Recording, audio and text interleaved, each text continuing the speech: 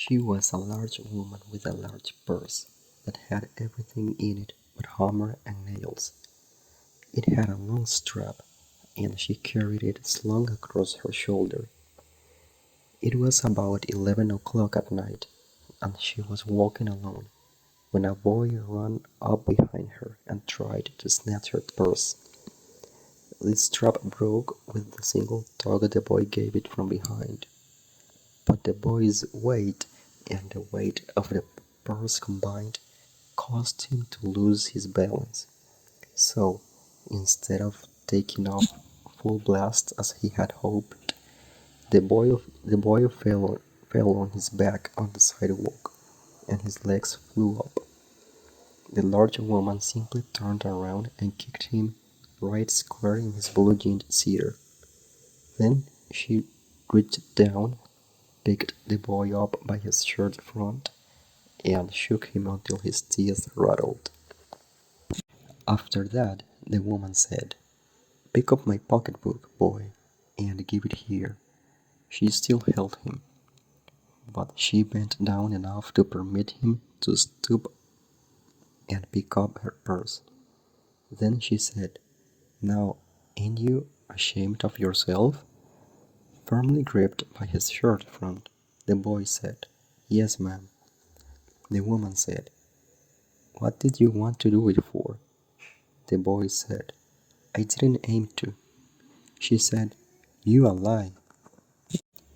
By that time, 2 or 3 people passed, stopped, turned to look, and some stood watching. "If I turn you loose, will you run?" asked the woman. "Yes, ma'am," said the boy. "Then I won't turn you loose," said the woman. She did not release him. "I am very sorry, lady. I am sorry," whispered the boy. "Mm-hmm. And your face is dirty. I got a great mind to wash your face for you. Ain't you got nobody home to tell you to wash your face?" "No, ma'am," said the boy. "Then it will get washed this evening," said the large woman, starting up the street, dragging the frightened boy behind her. He looked as if he were 14 or 15, frail and willow-wild, in tennis shoes and blue jeans. The woman said, "You oughta be my son. I would teach you right from wrong. Least I can do right now is to wash your face. Are you hungry?" "No, ma'am," said the being dragged boy. "I just want you to turn me loose." "Was I bothering you when I turned that corner?" asked the woman. "No, ma'am." "But you put yourself in contact with me," said the woman. "If you think that contact is not going to last a while, you got another thought coming. When I get through with you, sir, you're going to remember Mrs. Luella Bates Washington Jones." Sweat popped out on the boy's face, and he began to struggle. Mrs. Jones stopped, jerked him around in front of her, put a half Nelson about his neck, and continued to drag him up the street. When she got to her door, she dragged the boy inside, down a hall, and into a large kitchenette-furnished room at the rear of the house. She switched on the light and left the door open. The boy could hear other roomers laughing and talking in the large house. Some of their doors were open, too, so he knew he and the woman were not alone. The woman still had him by the neck in the middle of her room. She said, What is your name?" "Roger," answered the boy. "Then, Roger, you go to that sink and wash your face," said the woman, whereupon she turned him loose at last. Roger looked at the door, looked at the woman, looked at the door, and went to the sink. "Let the water run until it gets warm," she said. "Here's a clean towel." "You gonna take me to jail?" asked the boy, bending over the sink. Not with that face. I would not take you nowhere, said the woman. Here I am trying to get home to cook me a bite to eat, and you snatch my pocketbook? Maybe you ain't been to your supper either, late as it be. Have you? There's nobody home at my house, said the boy. Then we'll eat, said the woman. I believe you're hungry, or been hungry, to try to snatch my pocketbook. I wanted a pair of blue sweat shoes, said the boy. Well, you didn't have to snatch my pocketbook to get some sweat shoes, said Mrs. Luella Bates Washington Jones. You could have asked me. Ma'am? The water dripping from his face, the boy looked at her. There was a long pause, a very long pause. After he had dried his face, and not knowing what else to do dried it again, the boy turned around, wondering what next. The door was open. He could make a dash for it down the hall. He could run, run, run, run, run. The woman was sitting on the daybed.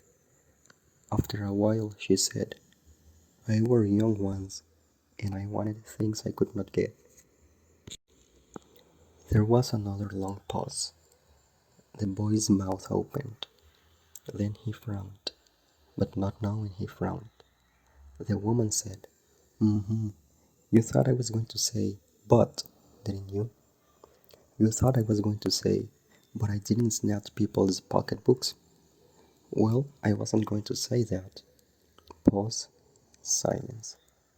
I have done things, too, which I would not tell you, son. Neither tell God, if he didn't already know. So you sit down while I fix us something to eat. You might run that comb through your hair so you will look presentable.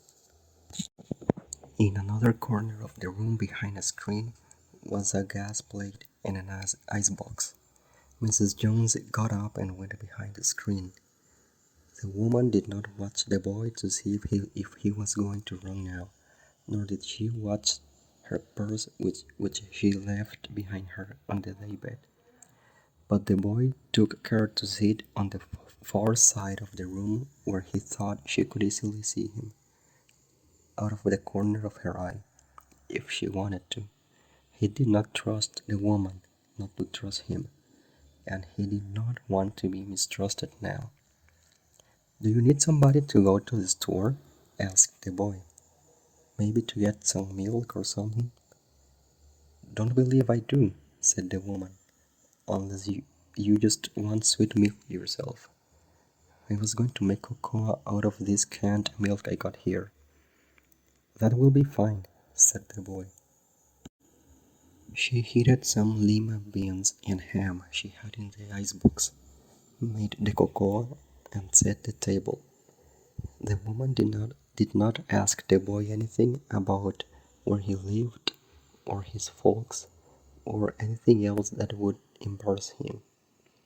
Instead, as they ate, she told him about her job in a hotel beauty shop that stayed open late, what the work was like, and how all kinds of women came in and out, blondes, redheads, and Spanish. Then she cut him half of her 10-cent cake. Eat some more, son, she said. When they were finished eating, she got up and said, Now, here, take these $10 and buy yourself some blue sweat shoes. And next time, do not make the mistake of latching onto my pocketbook nor nobody else's, because shoes come by devilish like that will burn your feet. I got to get my rest now, but I wish you would behave yourself, son, from here on in. She led him down the hall to the front door and opened it. Good night. Behave yourself, boy, she said, looking out into the street. The boy wanted to say something else other than, Thank you, ma'am, to Mrs. Luella Bates Washington Jones. But he couldn't do so as he turned at the barren stoop and looked back at the large woman in the door. He barely managed to say "thank you" before she shut the door, and he never saw her again.